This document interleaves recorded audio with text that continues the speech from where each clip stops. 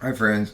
Host Eric here, host Talking with Famous People. I'm here with Rachel, and she is the host of her own channel called Rachel Apolosa, I think, right? Yep, it's Rachel Apolosa. And the other day, when I was locked out of my Google account, I live streamed some astrology and tarot stuff on her channel just for kicks. And probably will generally try to do whatever tarot and astrology stuff that we feel like doing. We'll probably do it on her channel, so it doesn't. Because obviously, it's not really appropriate, I guess you could say, for my channel. Yeah, it fits more well. Yeah. Yeah. Um, anyway, I'm trying to make this flatter. There. So, one of the things that happened was we got a comment today from Jean Grey, and Rachel went to go to reply to the comment, but then accidentally deleted it. Yeah. So that was not intentional. But No, not at regardless, all. the comment, the gist of it was, look, this is a selection, sort of a selection bias fallacy that because it's possible with tarot cards or astrology to interpret any of the given sets of facts in any number of possible ways, and it's always possible to interpret the negatives as positives. That therefore, it's not really giving you any guidance or any meaningful information in any sense. So, is there anything else you remember that was contained in the comment that was worth noting directly? No, that was the general gist of it. I think it was specifically about, in this instance, my interpretation of the cards probably favorably in favor of the relationship. Is that what it was about? Right. Yes, Yeah. she was. She was saying that whatever you think is going to show up in the cards, pretty much. Okay. Yeah. Well, okay. So my take on this is a couple of things. First of all, it's more complicated than any of the specific positions on it. So that's a sort of straight up TI, disinterested calculus kind of position that says if there's not an objective link to, say, a mechanism by which truth is revealed by doing this that's meaningfully external to oneself in a way that can be demonstrated to others, then obviously it's going to fail that metric. So the thing is, that's why I made this little agenda here to keep me on track. Because as soon as I start thinking, I'm like, oh, this is a big topic. So comment It and is. context. Well, that's what we're just trying to do right there, is give you a bit of the comment and the context. And so basically, I'm going to use in this discussion of this thing a lot of examples from my relationship with Rachel and our recent conversations and stuff, and a lot of things that I've learned in the process of having those. And so first, let's talk about what are frames of analysis. Frames of analysis are things like a TI critique, like Eileen made there, or Jean Grey, whatever you want to call her.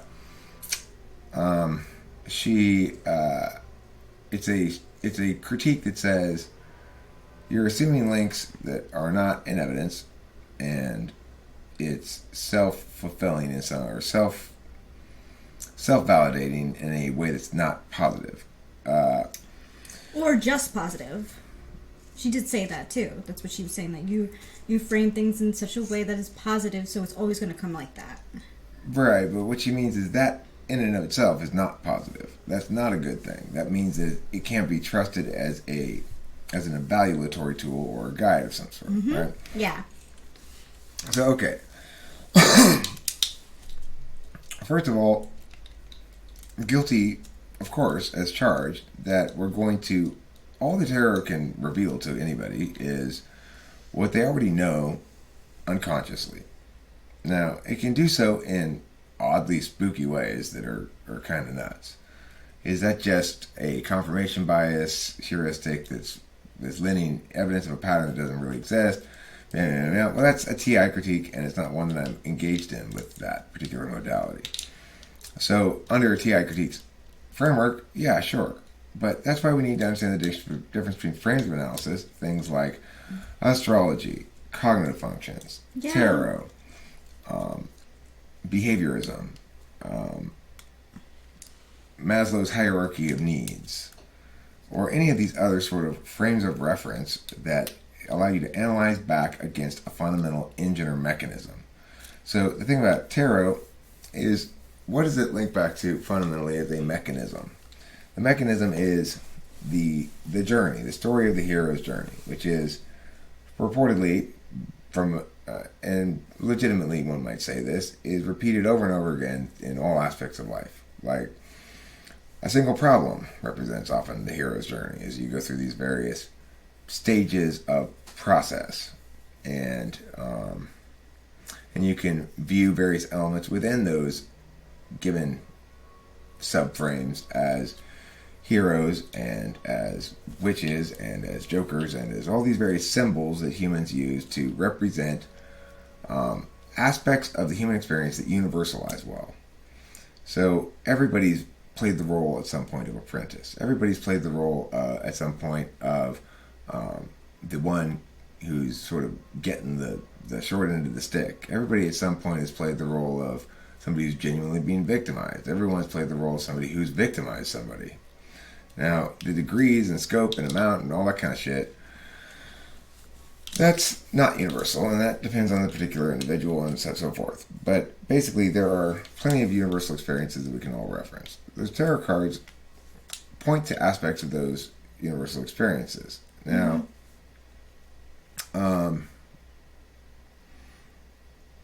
the thing is, what I knew, and because Rachel and I had been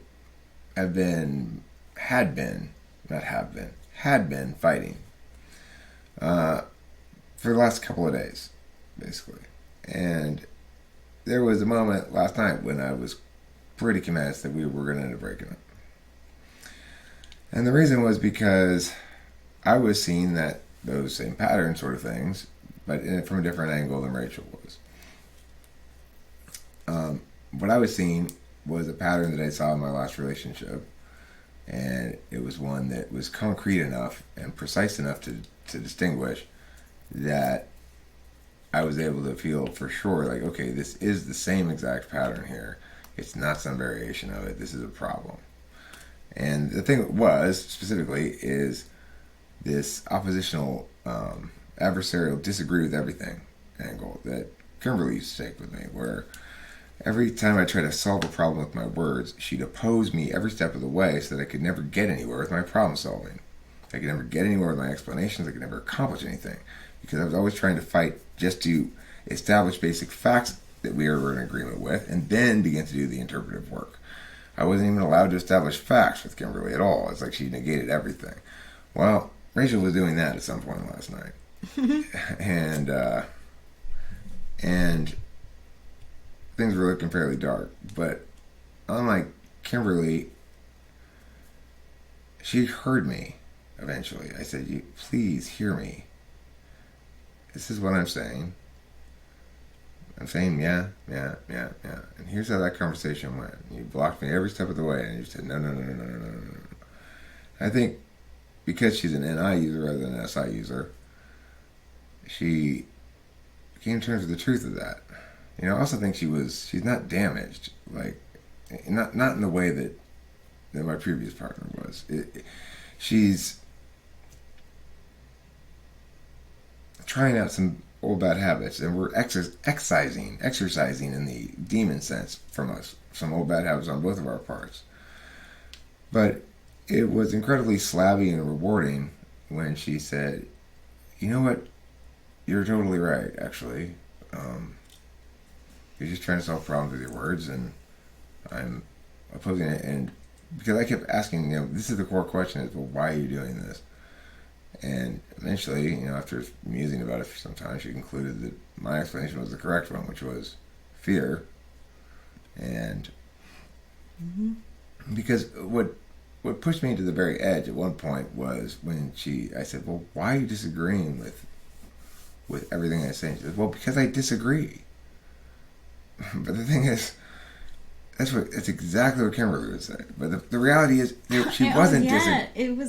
She wasn't disagreeing with everything I said. No. It was impossible because I was saying it didn't matter what I said, she'd disagree with it, Same thing happened for a short period of time with Rachel, like a couple hours last night, maybe, right?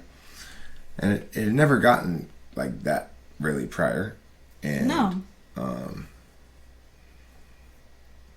and you know, things have been really great overall. Yeah, they have been really great. But we've had to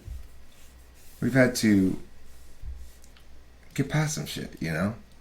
Like, and then you start a relationship like this, you spend the first month or something both putting your best foot forward. And then Yeah. at the end of that month, we both realize, like, hey, well, this putting our best foot forward thing is working really well. But then, you know, a month and a half, and you go, okay, so we're doing a great job of faking being in a relationship.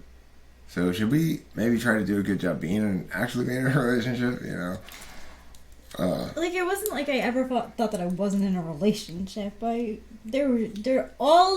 was genuine. All. I know, but what I'm saying is, my approach was, let's make sure we follow all the rules of faking.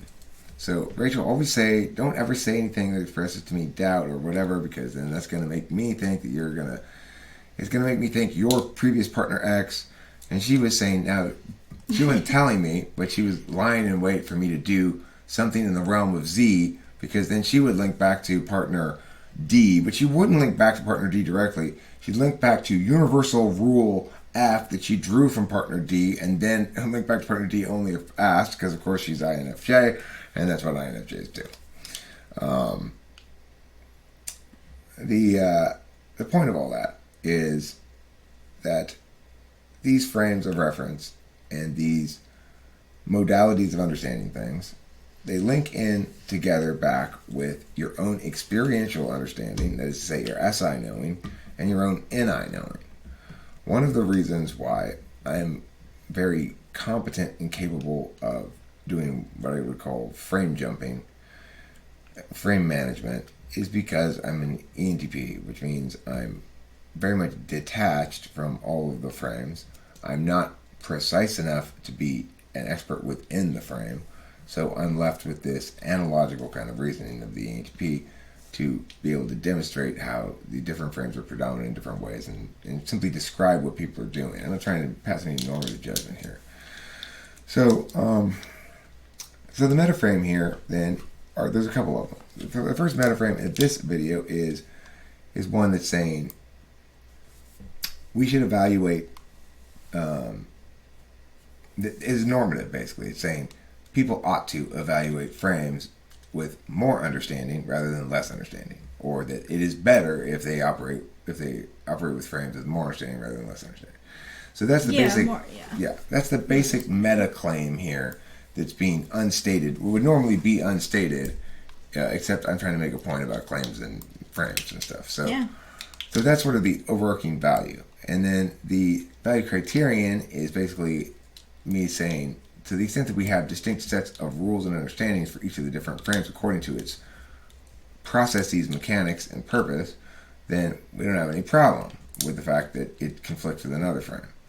And then, in order to make this clear to everybody, I want to use the sort of sub-meta frame of, I'll keep leaning back to examples from me and Rachel's experience, which should clarify because she's NI and I'm NE.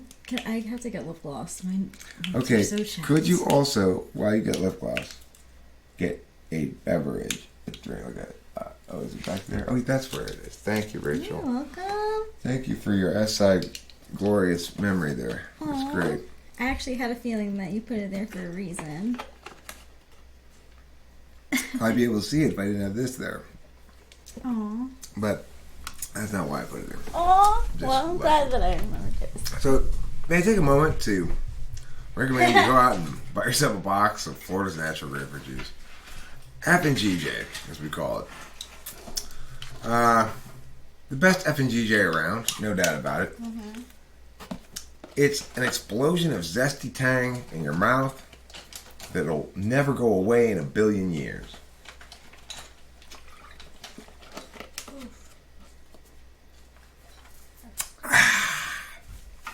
That's both zesty and tangy. Okay, astrology and tarot. So, one of the things that caused a big point of discord between me and Rachel was she read a bad astrology report about our relationship. And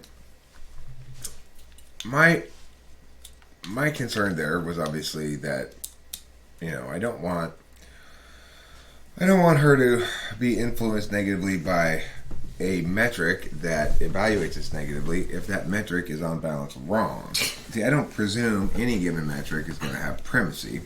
And so that's where in terms of intermetric evaluation, the only meaningful criterion or metaframe to use is the prime directive, to say you're trying to minimize the distinction between, or the distance between expectations and realities. Mm-hmm. And so Rachel has experientially in the past done these sort of astrology charts on previous relationships and quote unquote ignored certain things that she knew she should have paid more attention to. Yes. Now, since we've been together, she's done this astrology stuff on us, and it turned out that it's been uniformly quite positive. That doesn't mean there aren't negative elements to it, but by and large, it was quite positive. Consistent as well. Like, that was the first for me, that it was so consistent over many metrics that I use. Which includes, her astrology metric, biorhythms, numerology, mm-hmm. tarot, all of those, yep. They give a broadly good things. Yes, and I shared them all with you. Mm-hmm. Now, there came a point where, things were getting a little dark between us in the sense that Rachel was having sort of a, I don't know, what would you call it, like a point of decision, or you're just sort of like at the moment when you're passing a particularly painful kidney stone. You're like exiling these things, like I needed to, poke at it a little bit. So she was upset about a number of things that were not really related to me, but that she was sort of trying to make me defend against. So things like, well, she's worried that someday if I get big and famous, that I will shunt her off to the background and not treat her as significant or important anymore or something. It's a legit fear of mine. It really is. What I said to her, like, hold on. You're talking about, breaking up with me because now how I'm going to be bad in this future that may never even happen, where I become big and famous or something, right? So it's like, that's the sort of thing that is an issue of metrics. It's an issue of recognizing that you've got a lot of different metrics. Some of them are going to say good things, some of them are going to say bad things, and basically I think that Rachel wanted to look until she found something bad. It took her a while, but she did find something bad. She found this one report that talked a bunch of shit about. Yeah, I genuinely was curious because it had we talk about the Magi thing, so I was like, okay. I had a feeling it would actually be a good chart because of our reference to it, but the negative was so highlighted, and then I brought it up to you. And then there was just miscommunications about stuff, which, Well, I mean, the thing is, it wasn't even a miscommunication exactly. It was us having different frames. I was trying to say to you the whole time, it's that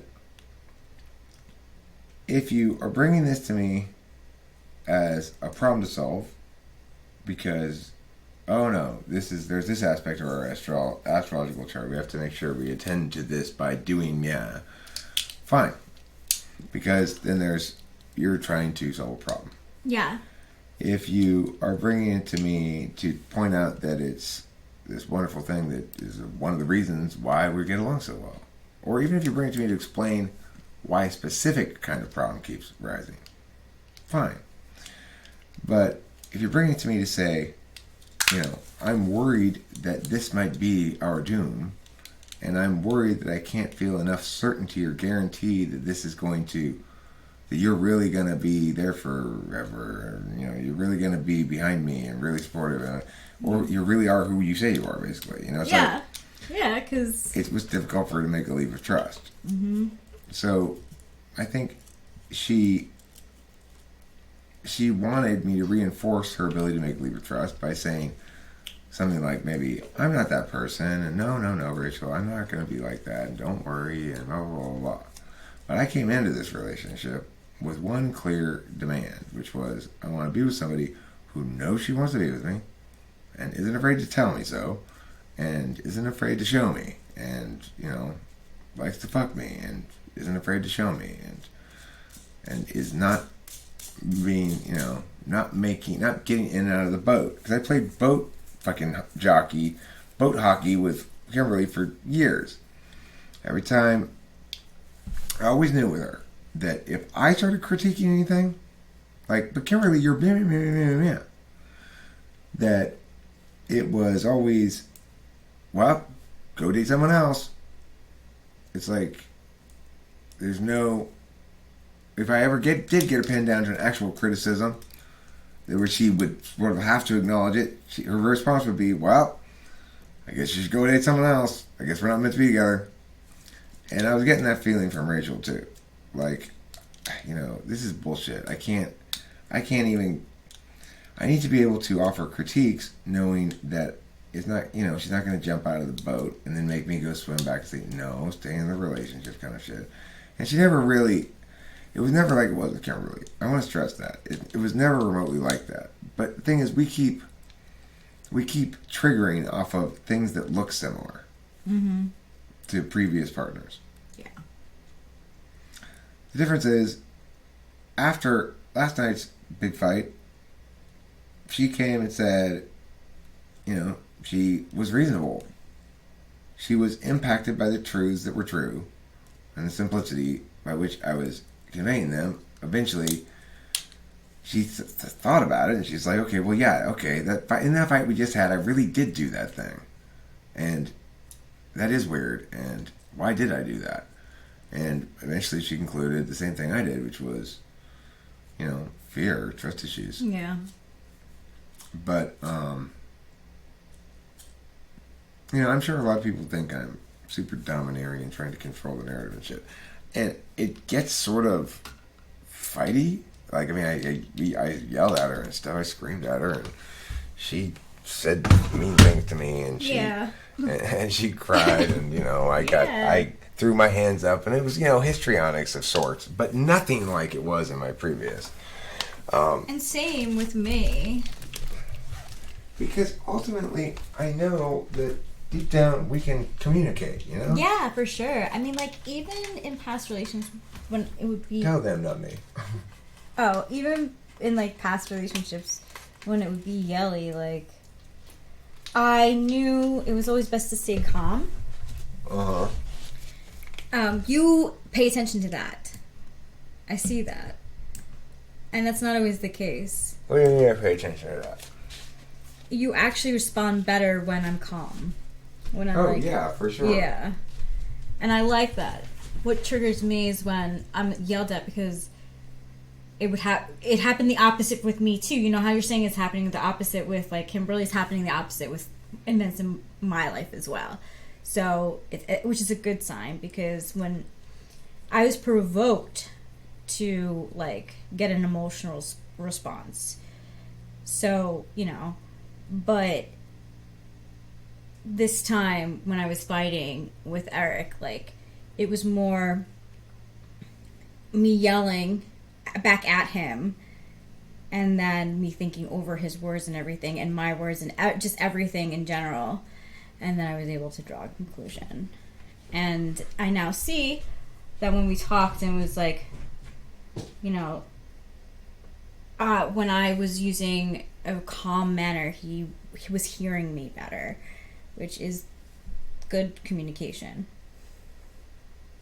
So what do you think about, why don't you talk a little bit about the the various astrological and tarot and numerology things that you did, and what the general gist of those things. Maybe start with astrology. I don't know. Sure. What about it exactly? Like, what are the spots that were supposed negatives that we ended up getting and starting that fight? Okay. So we had this one reading that hit a definite target for me. I was worried about not having an income. I have been working since I was like 15. I started babysitting when I was 15. And so I've always been, I've always had my own money. Well, with Eric, it's like we share our money. But it was something that popped up in my mind because it goes against a lot of what I know about myself. So I got this reading, and it just hit on that spot. And she basically said that he owns me, and that I'm the little engine that's chugging along with the toys while he's like, I don't know, basically like probably someone that she wants to be with. Soaring with the eagles. Soaring with the eagles. And he, like, I don't know, it just like at the end though it was fishy because she was like, there's Cinderella aspects, which is in Magi is considered good, and also marriage aspects, which are good. So like it was framed in a way to like purposely trigger me. And then I went on a rampage, and I was testing all the metrics that I use to go against it. And I'm like, okay, if this is true, then I'm going to test my beliefs. And I did. And actually, when I was testing my beliefs using tarot and astrology, and I was using, mostly tarot and astrology, I think. I used a little bit of INFJ, ENTP stuff. I'm trying to think of what else. But anyway, so, I was using that sort of stuff, and it was actually, like, negating what I was saying. It was like, you're going through stuff, but it'll be like, okay. So I was, like, fixated on stuff, but it always turned out the opposite in what I expected. So, like, I was needling it. I really was. And, like, I had to get over that. Now, the thing is about tarot especially, it will reveal what you already know in your unconscious. Sometimes you make a mistake of, especially if you're an NI-dom, of revealing things you know consciously. Mm-hmm. So she knows consciously things about the world that are probably accurate about people in general, probably accurate about circumstances in general, probably accurate about things that look like meh, right? But sometimes she'll apply them to me without checking to see if the actual particular evidence is consistent with it. And so what I think happened basically last night is she decided she trusts me.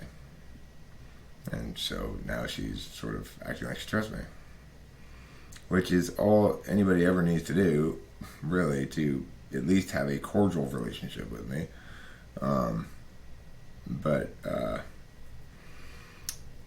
certainly is a prerequisite for having a healthy relationship. And I respect who you are. Like, anger is an emotion. At least you get it out.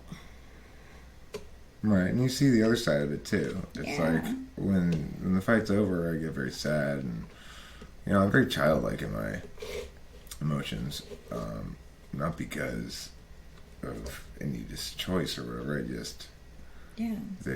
They're confusing. They're simple at the same time, and I don't know what to make of them. Mm-hmm. So it's like, I think one thing that helps build trust with somebody who can trust, at least potentially, is if you're just completely, genuine and open and vulnerable all the time, which mostly I can be because I've got things set up with all these little rules and shit that I already have planned out. Like, okay, well, this is how this plays out argumentationally. This is how that plays out argumentationally. Stuff like that. But okay, let's move on to this distinguishing between the frames. So, Yeah. magical thinking frames require a meta frame that is teleological in some sense.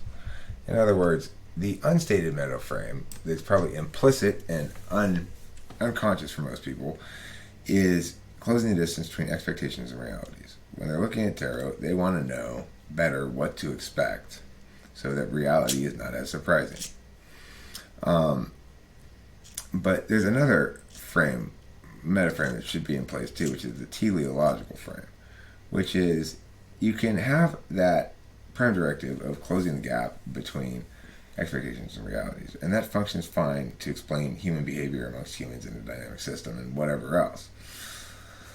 But it doesn't explain the specific individual course for each individual person, and that's where it comes into play the question of, or the issue, the idea of moral agency. Now, wherever one gets one's source for the moral part of moral agency, the agency part's indisputable. That people are agents and take action and have multiple frames of both reference and action is indisputable.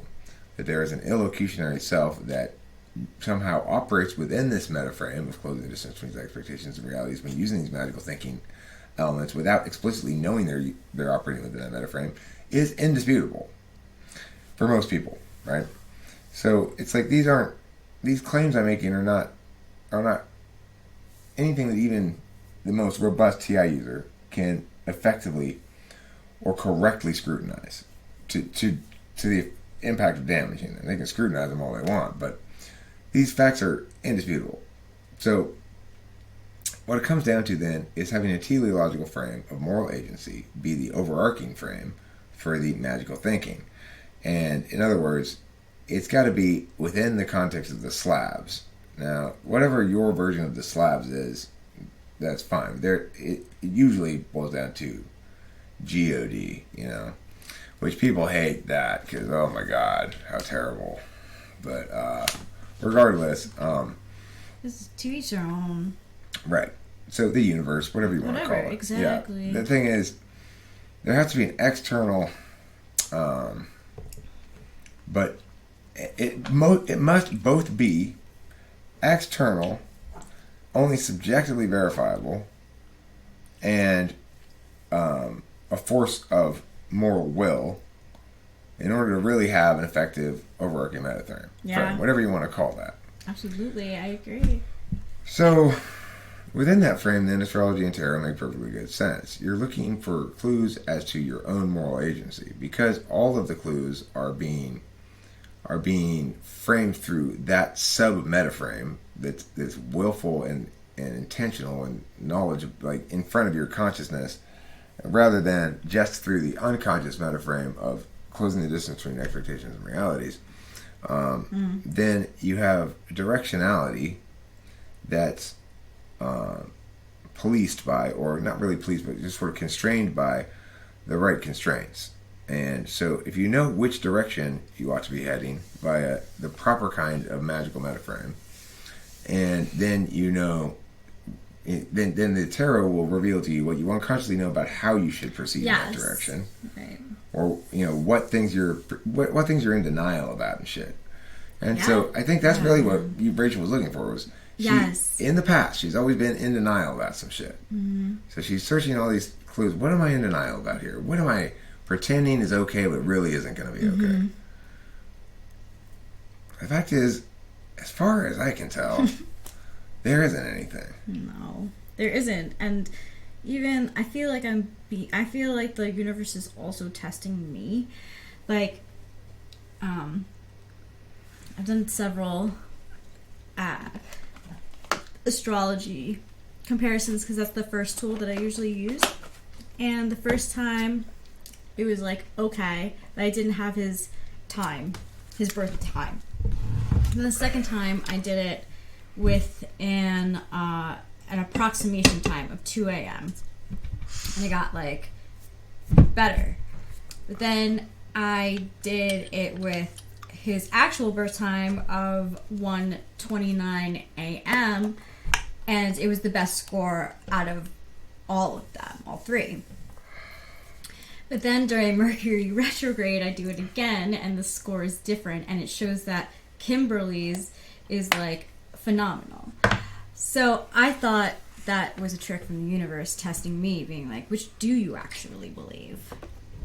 You know?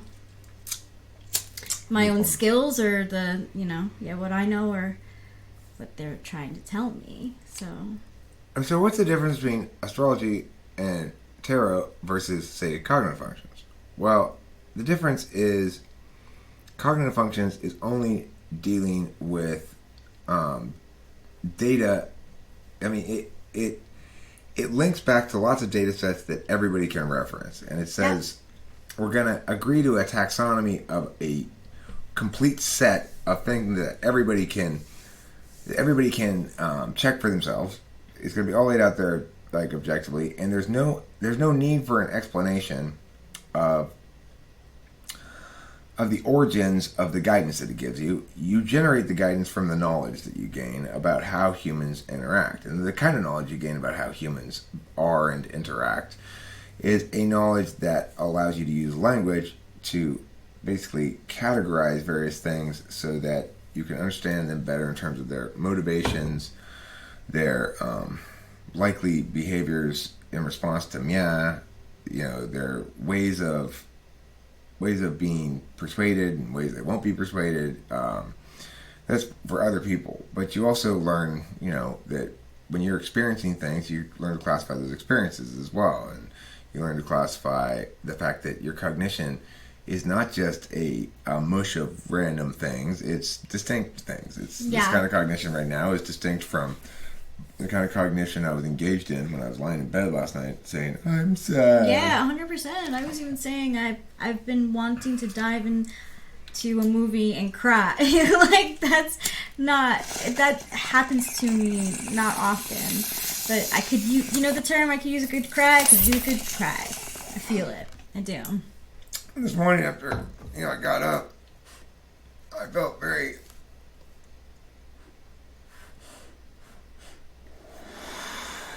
sunshiny about the fact that the slabs had afforded me this thing.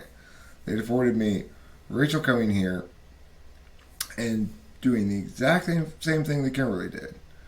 But the difference being, she actually listened to me, and it did work. What I was saying did make sense. It always had made sense. It was just a matter of the person being willing to listen and hear and be affected by. But it also shows you the difference between INFJ and ISFJ. INFJ is ultimately an NI-DOM.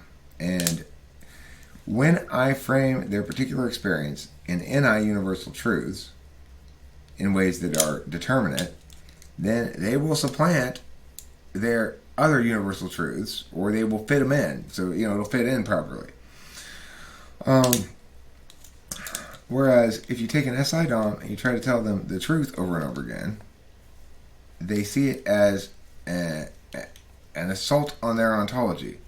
And they will not ever cascade down from the truth to knowing anything useful about it. They're in adversary mode. It's like not all ISFJs are always in adversary mode, but they are particularist knowers. They know from their experience, and they're the ones who know from what they know. And so whatever you know is, at least with NI-DOMs, they're the ones who know, and they can communicate it, or else it wouldn't be something they would know. It's like they know the communicable universal truths. So as a consequence, they're subject to communicable universal truths.